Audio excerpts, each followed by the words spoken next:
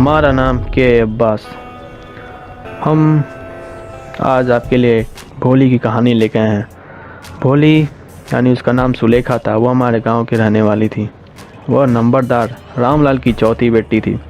रामलाल से याद आया, उनकी 4 बेटी और 3 बेटे थे। वैसे तो तीनों लड़के बाहर पढ़ते थे, लेकिन बेटियों को घर में बैठाते थे।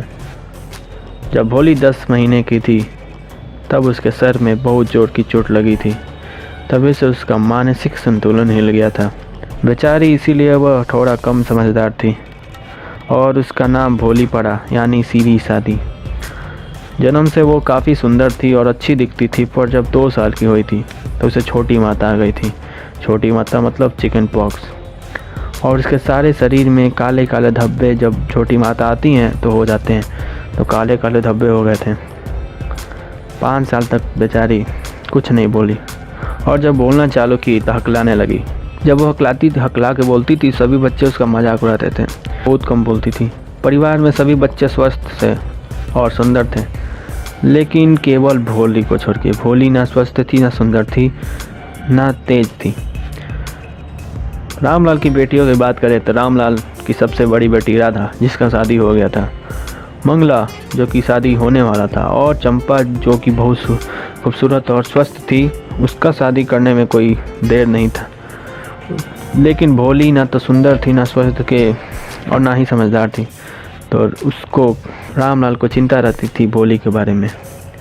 भोली जब 7 साल की थी तब मंगला की शादी हो, और उसी साल गांव में प्राइमरी स्कूल खोला था।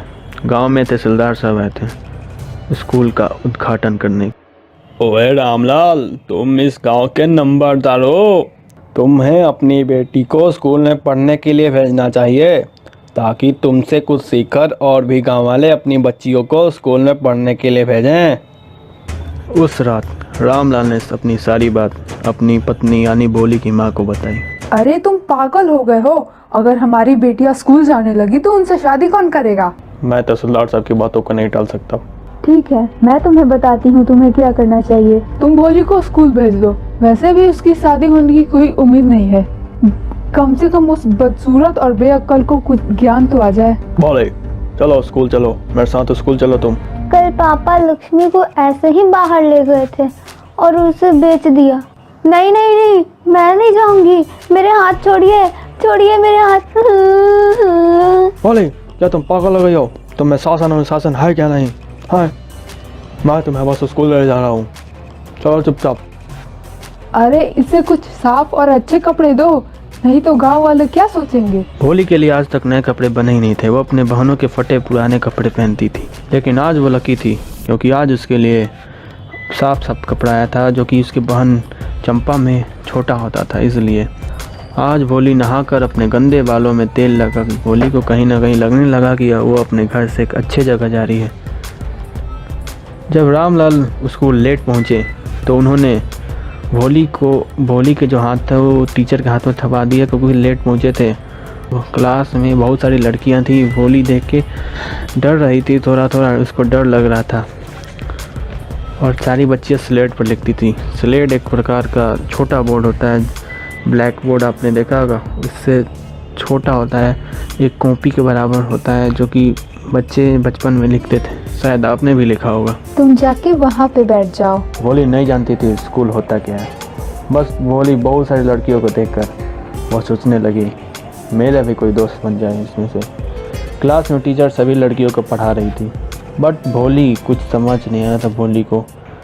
वो दीवारों पर बने फोटो को देखकर सोच रही थी, ये वही घोड़ा है जिस पे तहसीलदार साहब आते हैं। ये बकरी भी उसी चिंटी की बकरी की तरह है। ये तोता भी वही है जिसे मैंने आम के पेड़ पर देखा था, और ये गाय भी हमारी लक्ष्मी की तरह ही है। ये टीचर मेरे सामने क्यों खड़ी है और मुस्कुरा क्यों रही है?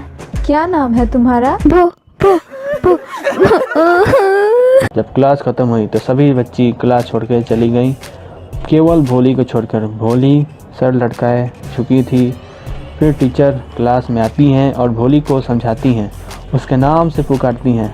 भोली ने आज तक इतनी प्यारी आवाज़ में अपना नाम नहीं सुना था। वो इम्प्रेस हो गई। तुम उठो, ये आदेश नहीं, बस तुम मुझे अपनी सहेली समझो।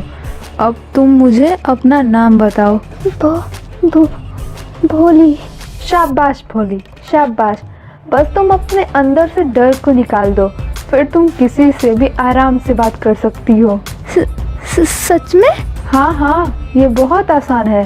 तुम रोज स्कूल आना। क्या तुम आओगी? ऐसे नहीं, जोर से बोलो। हाँ हाँ। हाय, ये मैंने कैसे कहा? कहा था ना मैंने, ये बहुत आसान है। अब तुम ये किताब पकड़ो, इसमें कुछ जानवरों के फोटो हैं जो तुम अभी दीवारों पर देख रही थी। 1 महीने में तुम बहुत अच्छे से बुक पढ़ना सीख जाओगी और फिर मैं तुम्हें इससे बड़ा बुक दूंगी।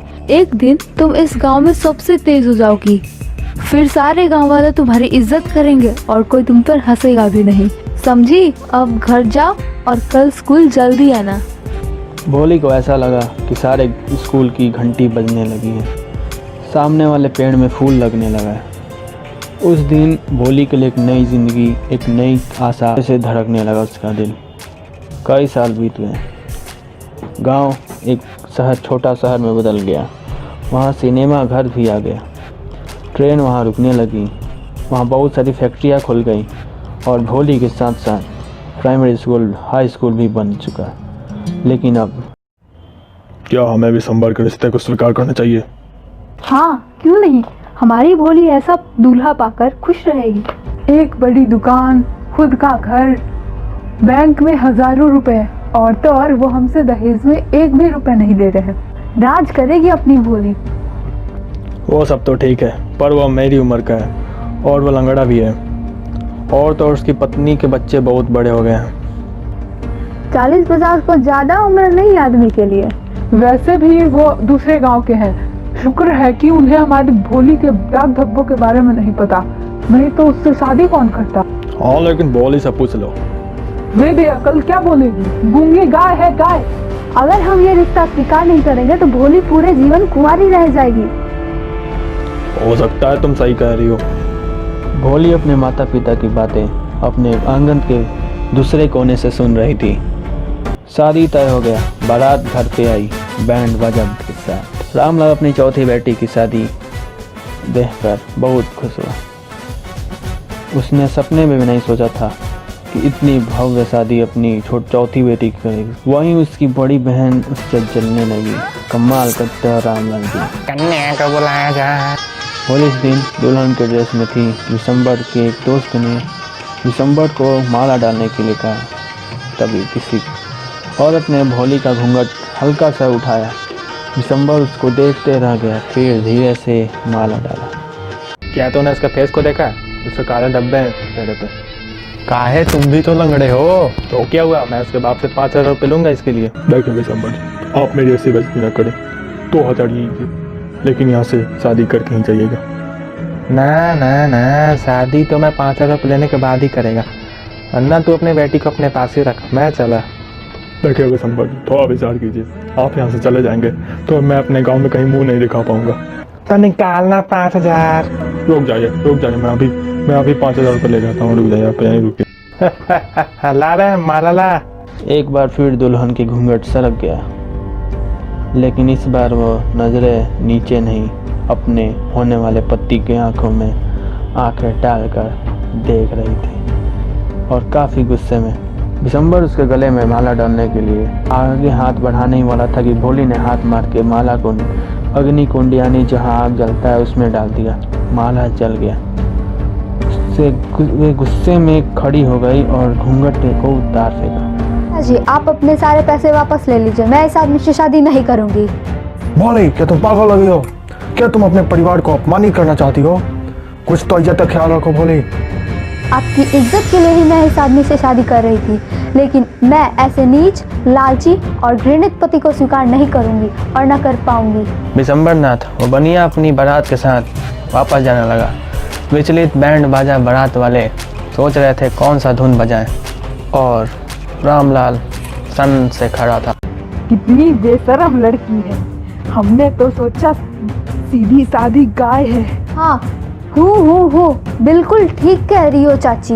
तुम लोगों ने सोचा गूंगी गाय हूँ, इसलिए तुम लोग मुझे इस निर्दयी के हवाले करना चाह रहे थे, लेकिन अब ये गूंगी गाय हकलाने वाली मुर्गी बोल रही है। और कुछ सुनना है? जब सभी चले गए तो रामलाल भोली की तरफ मुड़ा और पूछा, तो अब तुम क्या करोगी? पिताजी, आप चिंता मत कीजिए, मैं आपके बुढ़ापे में आपकी और मम्मी की सेवा करूंगी और मैं उसी स्कूल में पढ़ाऊंगी जिसमें मैं पढ़ी थी। क्यों, ठीक कहा ना मैंने मैम?